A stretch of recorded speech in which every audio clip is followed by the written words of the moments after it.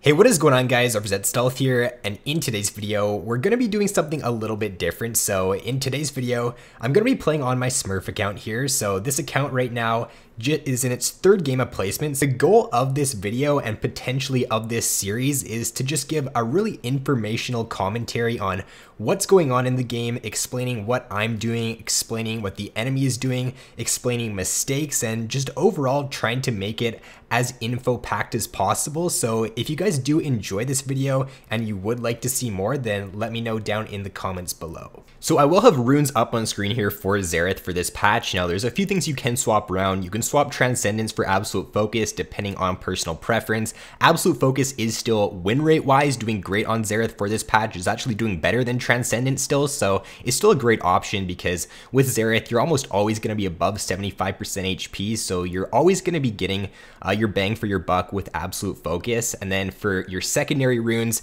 taking the boots pretty much every single game there, taking the Inspiration Tree, and then you can swap Cosmic Insight for Dematerializer depending on personal preference.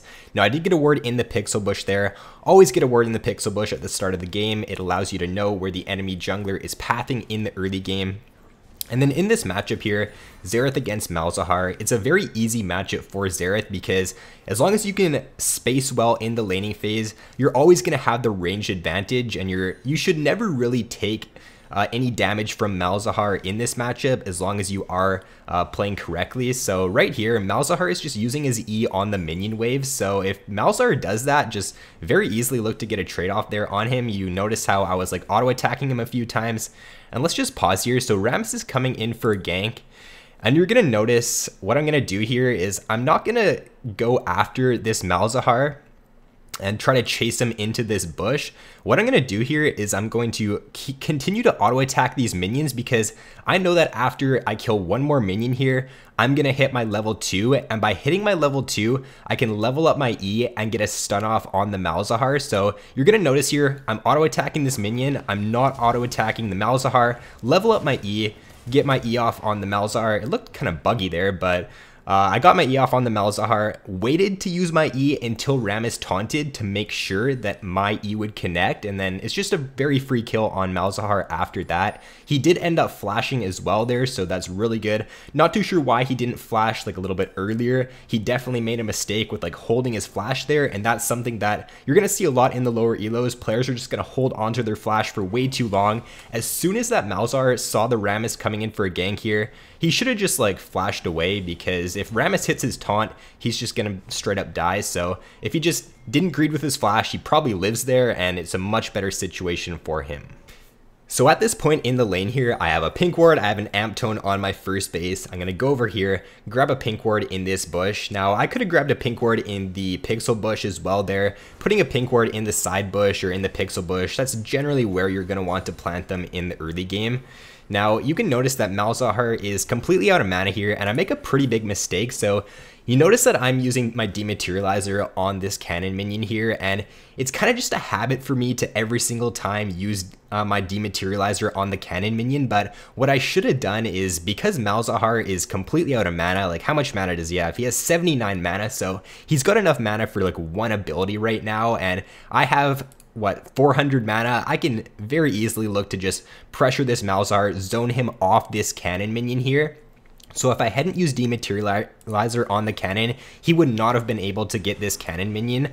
But because I end up using Dematerializer, the wave is going to shove in to his tower here, and even though I do end up like getting a pretty good trade-off on him here, it could have been better, and these small things just do add up throughout the game. So I still do have great pressure against him in this lane, and notice that I don't really care that I'm shoving up this far here, because if you take a look at who the enemy jungler is, it's a Kayn and it's a Malzahar. They provide no hard crowd control, so I have both summoners up right now. There's no way I die to a gank in this situation, even if I end up playing it terribly. So there's just no reason for me not to be like pressuring him under tower here, which is what I'm doing. And this Malzahar also, he ran Ignite in this matchup, and he just doesn't really expect the fact that I have kill pressure on him right now. Like, he's at a threshold where if I hit a WQ auto, he's just gonna die, and he just doesn't really end up respecting that. I miss up my E there, but it doesn't really end up mattering because I just end up killing him there. He doesn't have flash, he doesn't have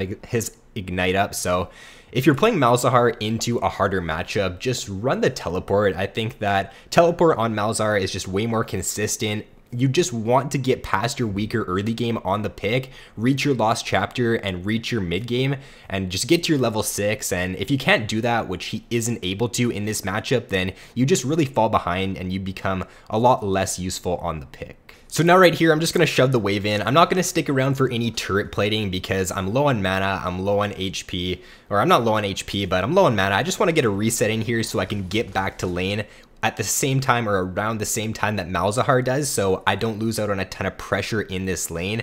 You always got to be focused on, like, is staying for tower plating going to lose you tempo, and is it going to be worth it in that situation? Because if I stay for some turret plating there or some tower damage, then I'm going to lose a lot of tempo in this lane. I'm already ahead of the Malzahar, so getting the turret plating just does not matter in that situation. So I already have my lost chapter in this lane. This lane is just pretty much over at this point for me here, and what I can look to do is I can just continually look to pressure this Malzahar now. There's no way that he can really do a ton in this lane against me. I get my level 6 here, and what I'm just going to look to do is to just clear out this wave. It's a pretty big wave here, so I'm going to try to clear this wave out, and then after that, I can look to pressure him, and I can look to poke him, try to get a kill on him in the laning phase. And notice that I'm not letting this wave crash into tower here. I'm just sitting here, making sure that I get the last hits on these minions, because if I let it crash, I wouldn't have gotten these last hits. And Malzahar, he can't pressure me at all at this point, because he's only got an amp tone, so there's no reason for me not to just sit in front of the wave there and tank a little bit of the creep damage. But so now right here, what I'm going to look to do is I'm just going to look to poke out this Malzahar. And what I noticed throughout this game is that Malzahar did have a pretty telegraphed dodging pattern with my Q in this lane. I noticed that he was almost always dodging down the lane, and you can really pick up on these things when you're playing Xerath, and this is why you should just try to use your Q in the laning phase and just focus on where they're dodging. And you'll be able to pick up on a dodge pattern, and it just allows you to very easily hit your Q. So notice how there he's dodging down the lane, and I think he's going to do that again here in a second. So notice how he dodges down the lane. I picked up on that in that game, and I realized that that's where he's dodging, so I put my Q in that direction. Now right here, I feel like he was completely out of mana, and I didn't think he would have enough for ultimate, so I just walk up there. I end up having to burn my flash to get out because I just did not expect him to really have any kill pressure against me, so a little mistake by me there in this lane. I used my ultimate. Now, looking back at this here, I'm not too sure why I just didn't stay in my ultimate there and try to finish him off. He's got no mana, he doesn't have ignite. Not too sure why he flashed forward there, like, there's no way he ends up killing me because he's out of mana. He doesn't have mana for anything, so I could have just stayed there in my ultimate and I could have just tried to finish him off, but what ends up happening here, I think, is that Malzahar flashes forward. I end up coming out on my ultimate, and I just try to chase him down here because he's out of mana. No way he can kill me. I miss my Q, but we have Rammus here. Very easy lineup there on my W, and I pick up another kill. So at this point, 2-0 in this lane. Xerath versus Malzahar. If you get ahead in the early game, it's just pretty much game over because Xerath is already a counter to Malzahar, and if you get ahead, it just makes it even worse. So what I'm going to do here, just shove in this wave. Not going to stay for tower plating here, even though I probably could have stayed for a little bit if I was higher HP, but because I am pretty low HP, I'm going to look for a base. Now, Kayn does show up here, and watch what I'm going to do.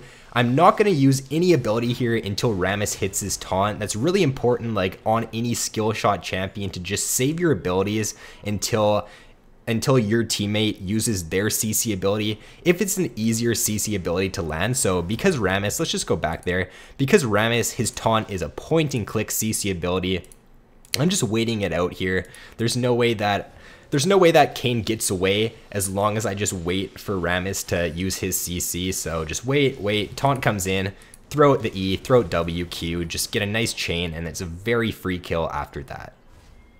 So we're 2-0-2 right now. We got 100% KP in this game here. Our team's not doing so hot. Our Riven's 0-3 up in the top lane, but Malzahar, again, he's just not respecting me at all here. He's going to use his ult on me. I don't really care if he uses his ult on me. And then right there, in this game, I was like, how the hell did this guy live? How much HP does he have? He's got 15 HP. Let's just take a rewind there. and see how much HP he actually has in this situation. So let's just watch this over again here. So I think that with 1 Q, I feel like at this point I kill the Malzahar. So in this situation, I just use my Q. I'm like, okay, he's dead. He doesn't end up dying. He's got 11 HP, so he barely lived. I didn't throw down my ultimate because in the game, I actually thought that he was dead. Like, I waited a few seconds and I'm like, wait, Malzahar didn't die here? Like, what's going on? So I could have thrown down my ultimate after that, tried to get a pick on him, but I just end up saving the ult here, and then Kayn comes in for a gank. I end up using my heal because I feel like if Kayn hits me with a W, gets a Q off on me, and uses his ult, I could die in that situation. So I just use my heal as a speed boost to escape there. And then at this point, I don't really want to look to try to kill the Kayn at all here. What I want to look to do is I just want to get this wave into the tower. Notice how Kayn is trying to freeze the wave here for his Malzahar, which is really good actually. This is something that you're not going to see a ton in the lower elos, but it was really good for Kayn to just try to hold the wave there for his Malzahar. I end up whiffing every single one of my ults there, so that was really bad by me, but just try to shove the wave in here and then look for a base. So this is where I do make my first little mistake in this lane here. It doesn't really cost me a ton, but it's still something that I could have avoided pretty easily. What I end up doing is I should just base immediately when I shove that wave in. What I end up doing is I try to poke the Kayn out here, and this just doesn't get me the best base timing possible. I should have just shoved the wave in, based right away, because I waste like 7 or 8 seconds by staying around there. It allows Malzahar to come back to lane, and it allows him to shove the wave in. I end up missing XP and gold from this next wave, and Malzahar also gets a free turret plating, so I'm allowing this Malzahar to get some free gold for no reason, and it's something that is definitely avoidable. It's very avoidable. Just make sure you're getting your base timings in so you're not losing any tempo during the lane. So when you do get ahead on Xerath, just look to group up, look to team fight. You're one of the best like poke / team fight champions in the game. So what I'm going to do here is I'm just going to group up with my team because we are trying to fight here. Get a free kill on the Kayn, get a kill onto the Karma, and then let's just pause this here for a second. I noticed that my Riven and my Rammus are going in here on the Malzahar and the Jax, so I'm just going to pop my ultimate, throw down my ult there to help them out. I end up missing that one, but I hit my other ones there, so this is just the point in the game where as long as you just group up with your team on Xerath, if you're fed, there's barely any ways that you can actually end up losing the game. Xerath is just very, very strong when you do get ahead with him, so just look to group up with your team and you are going to be able to win a lot of games really easily. So fast forward to 22 minutes, what we're doing right now isn't really the best option. What we should be doing is just pushing up top lane right now and trying to get that tower because our Riven's dead. It's actually a 4v5 in this situation here. I end up getting a pick, I end up getting a kill on the Jax there, so we end up making it a 4v4, but the right macro play in this situation is just to go top and grab that tower. It's just the easiest to get. We end up sticking around a little bit too long here. I think our Rammus ends up going down, so it just ends up stalling out the game a little bit longer for no reason. If we had just grouped top lane there, it's going to be a lot easier to grab that top lane tower, and the game just wouldn't have stalled out for a little bit longer. And this is how throws do happen. Like if you end up just pushing a lane for too long for no reason and you end up getting collapsed on and you end up dying, then that's how throws can happen, and there's just no reason for it to occur in this game. So now at this point here, this is where on Xerath, I like to really start playing around objectives. So if you can play in choke points with Xerath, like in the jungle, then you're really going to have a great time on the champion because the amount of AoE damage you can pump out in chokes is just really, really good. Because I got that pink ward down there, the Jax ends up trying to go for it. We end up getting a pick on the Jax, we get a kill, so just controlling vision when you are ahead is very important. It allows us to get a pick on Malz and Jax. It's a 5v4 for us in this situation, and we can just look to start up Baron and turn on it. Baron is actually pretty easy to take right now. If you have like one champion who can tank it decently, then you're not really going to take very much damage from Baron at all, so it's pretty easy for us to just start it up here. If the Kayn does come in to try to go for a steal, we should look to turn on him. Now this Ahri kind of messes up here. She didn't really need to go in that early because Baron isn't down. It's not down to enough HP, and we end up messing up really hard here, so let's just take a look. We end up getting the Baron, but if we just rewind this here for a second and we take a look at what happens here, so we'll just start it from here. So the Baron's at 6k HP. Notice how I end up, I think in a second here, I end up trying to throw my E to stop Kayn from going over the pit into the Baron, and I should have saved my E a little bit longer there because Baron's only at 3k HP. Now Kayn's going to use his E. We see Kayn right here.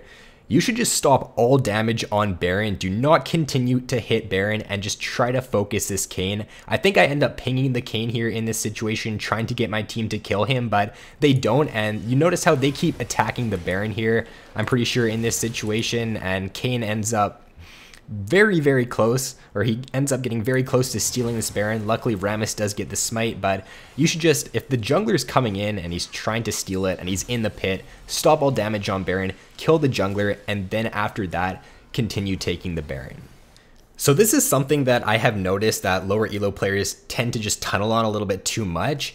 Notice how my team is pinging Dragon here. It's a Cloud Dragon. You don't need to take Cloud Dragon at this point in the game when Baron is up and when you can just straight up end the game. When you're ahead by this far, just don't be like farming your jungle for too long. Don't be like taking useless dragons, because it just ends up letting the enemy team have a chance to come back. Like if they can hit an item spike or something, if they can get a little bit more gold, then it just gives the enemy team more of a chance to come back into the game. So just don't be wasting time when you don't need to. At this point here, we can just look to group up and end. I'm super fed at this point, so what we're gonna do, find a pick on Jax here. I end up finishing him off with my ultimate, and then because Jax is dead, because we have all the inhibitors down, the game is pretty much over at this point. So that is going to be all for this video, guys. We end up finishing 13-2 and I think 16 here on the Xerath. I'll throw up the OPGG of the endgame stats here so you guys can take a look, but that was my first placement game here for Season 9 on my Smurf. And if you guys would like to see more of these kind of like informational type commentaries, just addressing like certain mistakes that lower elo players make and addressing my mistakes as well throughout the game, then let me know down in the comments below. But with that being said, thanks for watching, have an awesome day, and I will see you in my next video.